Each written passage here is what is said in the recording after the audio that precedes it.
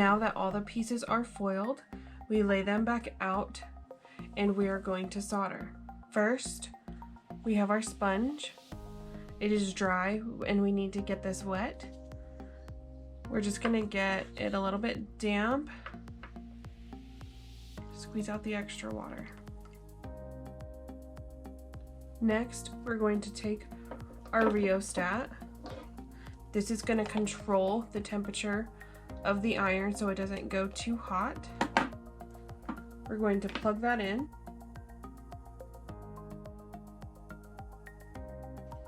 We're going to take our iron and plug this in. Before plugging it in, make sure it is in the stand. We set our rheostat to 7 and we're going to set this aside. I don't want too much cord in the way. Next, we're going to put our gloves on. This is the Flux. Flux is a mild acid that cleans the surface of the foil and the solder so they stick together. Take my Flux brush and dip in the Flux, and I'm going to wipe off the excess. We're going to brush this onto our foil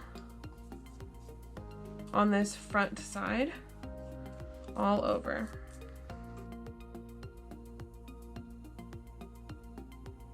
Make sure not to puddle your Flux. It is a liquid, so if you have too much Flux, it will sizzle and pop. We're gonna set our pieces together exactly how we want them. With the soldering iron, a lot of people want to hold it like a pencil, but they have the wrong angle, okay? And if you get too comfortable, you can inch down like a pencil. We don't want to do that. From here up is anywhere from 600 to 800 degrees. We are going to hold it overhand like this. That way we can keep our hand back and we have a good angle. We have the 2 flat sides and the tip. We're always going to be using those flat sides. So we're going to take our iron and wipe it on the sponge. See if it is ready to go. And it is not shiny and clean yet, so it is not ready to go. We're going to put it back in the stand and wait just another minute. Okay, let's check our iron.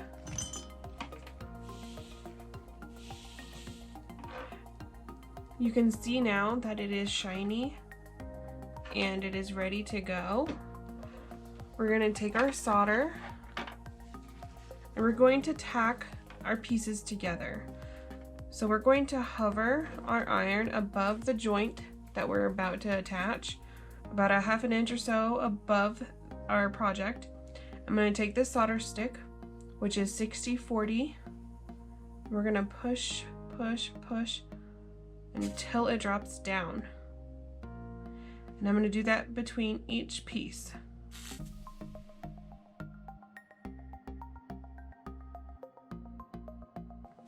Now that it is completely tacked together, the pieces will not move around and we can finish soldering. We're going to take our iron and let's go ahead and wipe it off one more time. We're going to take our iron and make sure we're holding it flat, so it's this way. And we're going to heat these up and smooth them out.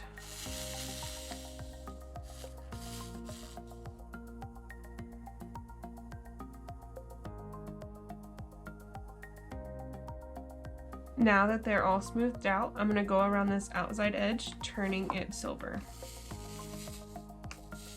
I am not adding any solder. I am using what's already there and just spreading it.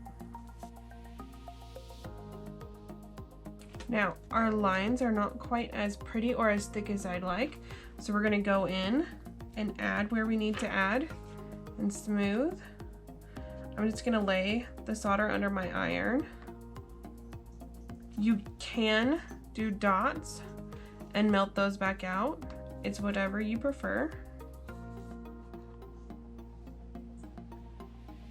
The more you heat up at one time, the more that will solidify at the same time to become a smooth solder joint.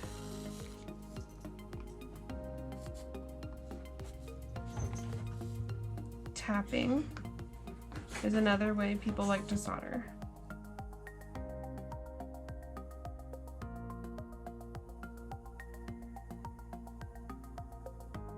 Sometimes if you get a little too carried away and you either add too much or you keep pulling your iron off the edge of the line, you get this is what I call an ugly, and you're gonna leave it there.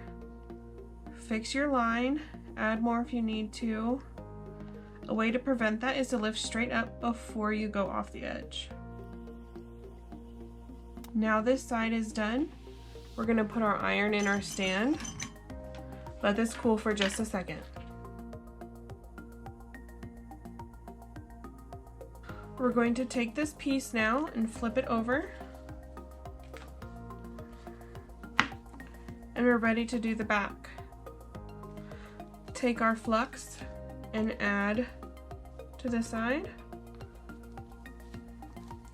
If you forget to flux, you can go back over anything that you've soldered and add flux. It will help the flow of the solder.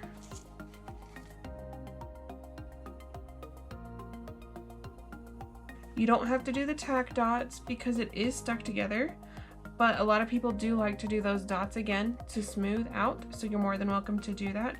I am going to go straight in with putting the solder under my iron.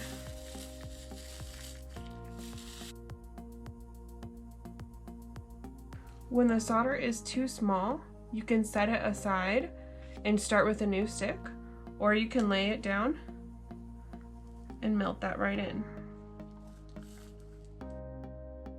I'm gonna go ahead and take some more and add just a little bit. We want our bead to be nice and strong, so that way it holds us together for years and years.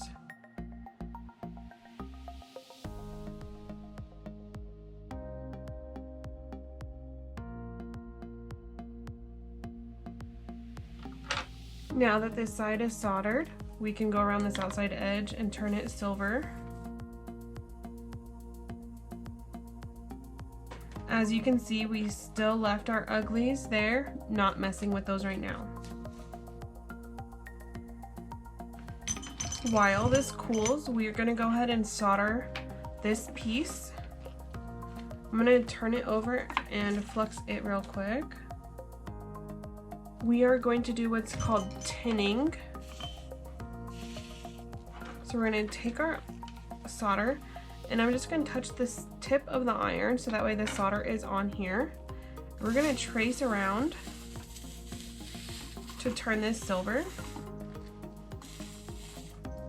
We're going to do that to both sides. Now we're going to pick it up, and the sides are still copper. So we're going to take our iron flat and we're going to work vertically, not horizontally, because gravity is not your friend. So we're going to go straight up and down, turning the glass as you need to. Now this piece is all silver and ready to go.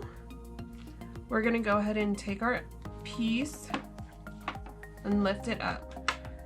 Now I did say gravity is not your friend, but you're going to use it to your advantage, and we're going to get rid of these uglies and turn the sides silver by doing the same thing we just did, by holding this and going around, letting it drop down on the paper and on the board.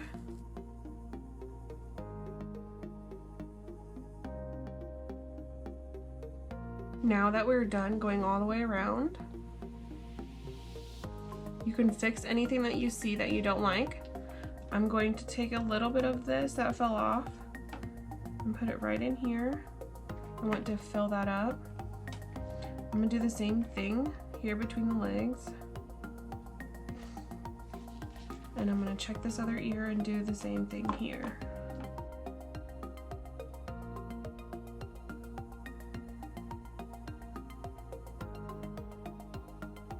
This is the front. I'm gonna flip this over to the back, double check everything, it looks good.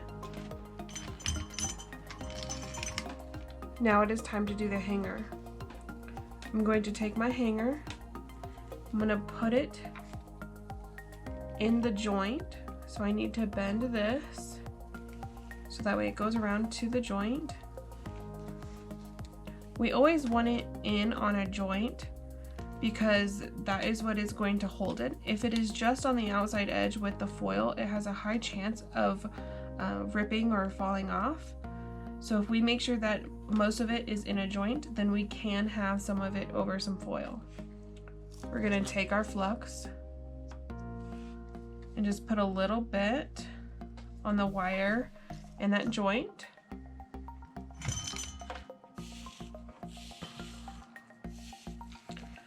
These solder drops here, we can pick this up and set it down, pushing. I'm gonna grab another small one.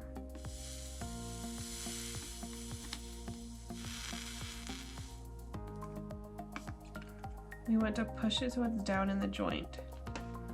Now if you need to and you didn't have very many of those drop-offs, if you have your solder stick over your paper, you should be able to grab just a little bit at a time off of the end.